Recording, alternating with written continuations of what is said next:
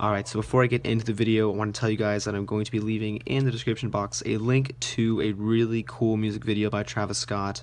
Maybe some of you guys will be interested. I just thought maybe I'd share that with you.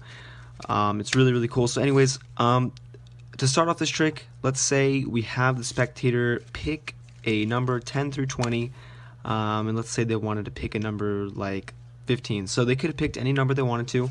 They picked 15, so 1, 2, 3, 4, 5, 6, 7, 8, 9, 10, 11, 12, 13, 14, 15. So we're going to take 1 and 5, okay, the numbers that are involved in 15, and we're going to add those together to get 6. So this number would have been different if you would have picked a different number from the beginning. So like I said, this is completely random, and let's say we have the sum of 1 and 5, so you have 1, 2, 3, 4, 5, and the 6th card here. As we can see, we have the ace of spades, and I'm going to go ahead over to the box on the right. We have a prediction, and let's open it up. You guys can see we have the ace of spades. So this is the video, this is the trick, guys, and if you want to do it, don't forget to stick around for the tutorial.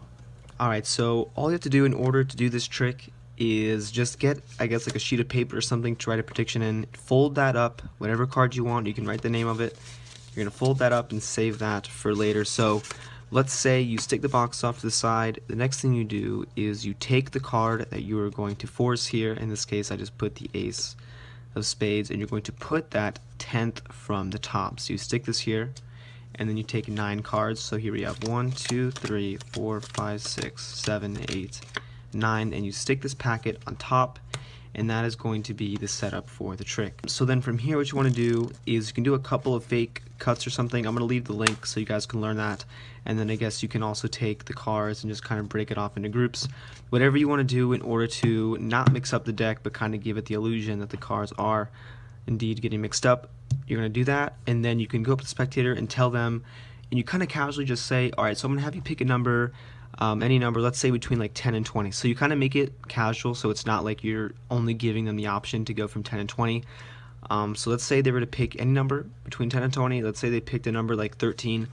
What you're going to do is you're going to count out 13 cards. So 1, 2, 3, 4, 5, 6, 7, 8, 9, 10, 11, 12, 13. And now at this point, you are set up for the trick, and all you have to do is add 1 and 3 to get 4. So like I said, this would work with any of the numbers between 10 and 20, and at this point you tell the spectators as well that they could have picked any number and the sum would have been different for those numbers. So from number 13, they're going to be at number 4, so you go 1, 2, 3, and the 4th card here is going to be the forced card, and then you open up the box and show them the prediction. So this is the trick, guys. I hope you guys like it, and as always, thanks for watching, and don't forget to stick around.